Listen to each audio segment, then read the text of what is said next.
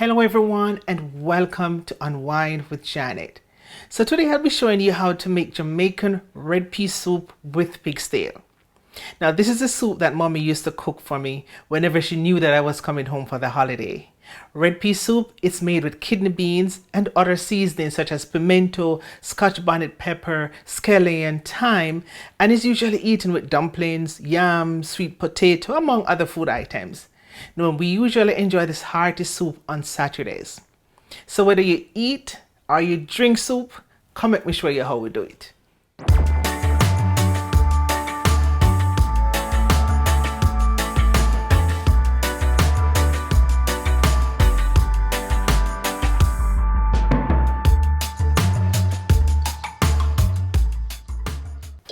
Welcome back, my friends.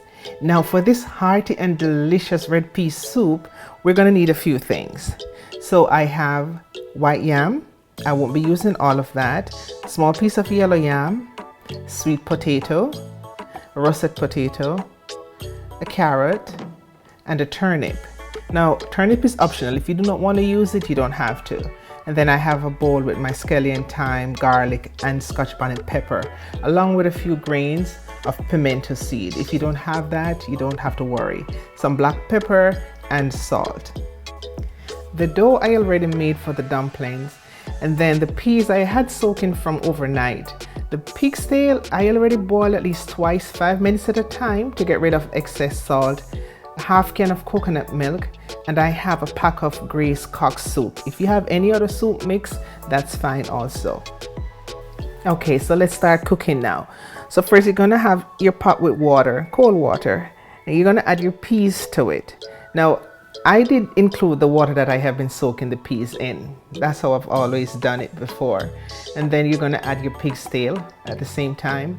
Now, the pigtail is not cooked. As you can see, it is still firm. As I had mentioned earlier, I just boiled it at least 5 minutes at a time to get rid of excess salt. You don't want to overcook it. And then I'm adding the pimento seed as well as some crushed garlic. And this tends to give it flavor even before you start adding your food or other spices and herbs to it. And after that, you're going to just cover and let it cook. I would say give it anywhere between 35 to 40 minutes before you check if the peas is cooked. You still want to keep an eye on the water level because you do not want the water to dry out and then your peas is all burnt up. So 35 to 40 minutes, then you check. All you have to do, just like what I'm doing, scoop one up, test it. If it's not cooked as yet, then you just continue letting it boil a little bit more. And at this point, I normally add some vegetables. So I just added the carrot along with the turnip. And again, that's going to give it more flavor. Some people don't, but I like to add more flavor to my soup. It can only taste better in the end, right? And if you have coconut milk, now's the time for you to add it because you want to make sure that it's cooked by the time the soup is finished. And it also gives it more time for the pigtail and the soup itself to acquire that nice creamy flavor. I know maybe based on your location you might not have access to the liquid form, but if you have the powdered form, you just add some water to that, stir it around, and pour it in your soup.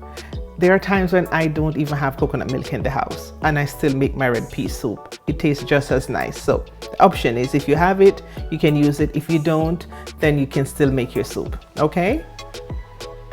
I usually allow this to cook for about 8 to 10 minutes before I start adding any type of food to the soup.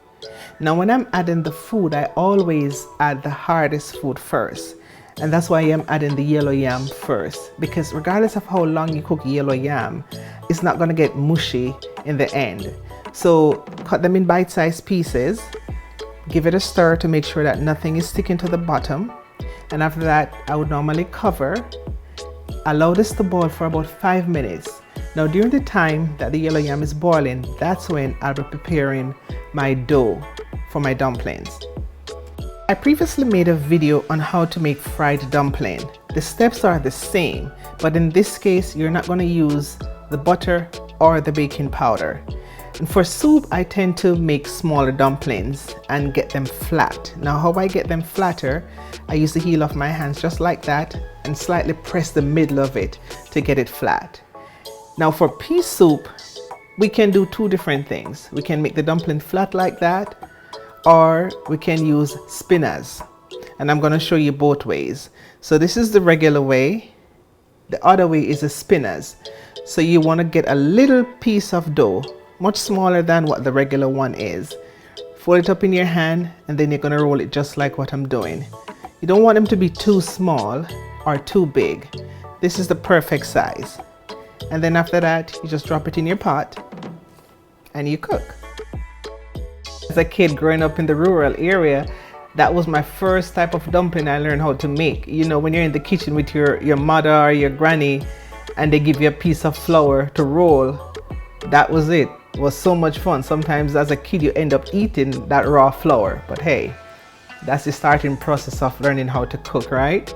Now after I'm finished with everything, just give it a stir, put the lid on and let this cook for about, I would say 15 minutes on medium heat also. Because you're cooking with peas, you want to stir a little bit more often because you do not want the peas to get stuck to the bottom. And as you realize, I haven't added any type of seasoning or salt to the soup as yet. At this stage, I always add my soup mix. Whatever soup mix you have, you can use it. And I do this also because I want to make sure by the time I'm ready to add either the salt or black pepper or whatever other spices I have, this would have already been melted and I will be able to taste to see how salty or whatever else I need to add to it. So my soup, I do in different stages. Other people do it differently. They might add all the food and everything at one time, but I go in stages, okay? And after that, I'll just cover and I allow this to cook for about another 5 minutes before I add everything else. So in this case, I'm adding the white yam, the russet potato, and my sweet potato. So if you realize, all three are all soft. They have the same texture. So those I put last. The reason why I cook the soup like this, not only pea soup, but every other soup that I cook, is because in the end, I still want my food to be intact. I want to taste my russet potato. I want to taste the white yam. I do not want it to be too mushy. You know, I want to make sure that all the food is intact. If you want to have it mushy, then you can put everything at the same time, boil it a little longer, but I want to make sure that, you know, you're still tasting what you cook and it's not all crushed out. So from time to time, again, you're going to still stir because now that you have a lot more food in the pot, you want to take your time and stir so you don't burn yourself and keep it on medium heat at all times. Hey, I must give a shout out to all my subscribers and thank you for watching my videos. If this is your first time to my channel and you like what you're seeing, just give it a thumbs up. Subscribe if you like it and hit that notification bell so you don't miss anything that I put out every week, okay? So after about 5 minutes or so, this is what it looks like. And this is the time now when I'm gonna add everything else. So I'm gonna add my black pepper. And I tend to add a little bit of butter sometimes. If you don't want to, you don't have to. But that's just me. I add a little extra butter for extra creaminess. And in my bowl, I have mescallion, thyme, garlic, and of course you cannot, and I mentioned, cannot forget your Scotch bonnet pepper. It's a must to have in your soup. You just have to make sure that you're careful it does not break apart whenever you're stirring. So keep an eye on your Scotch bonnet pepper whenever you're cooking soup, okay? So give this a gentle little turn, and after that you're gonna put your lid back on it and let this simmer on medium heat also for another 5 to 10 minutes.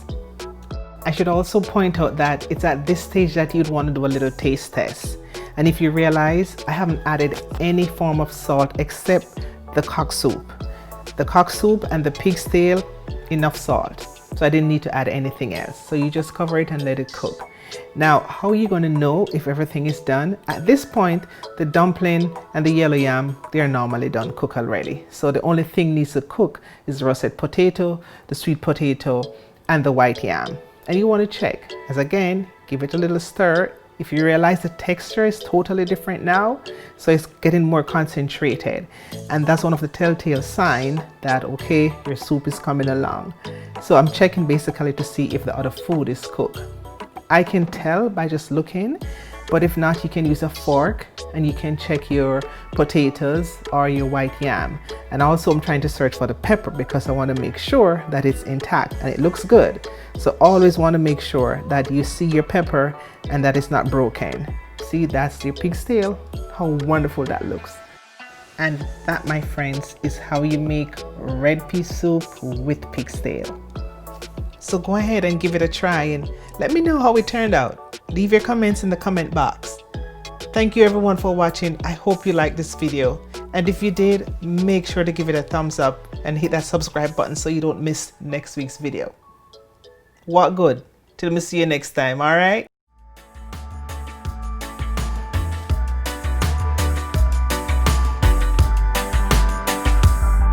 At sundown, come down, think about where we are. It's a long way, way up to everything.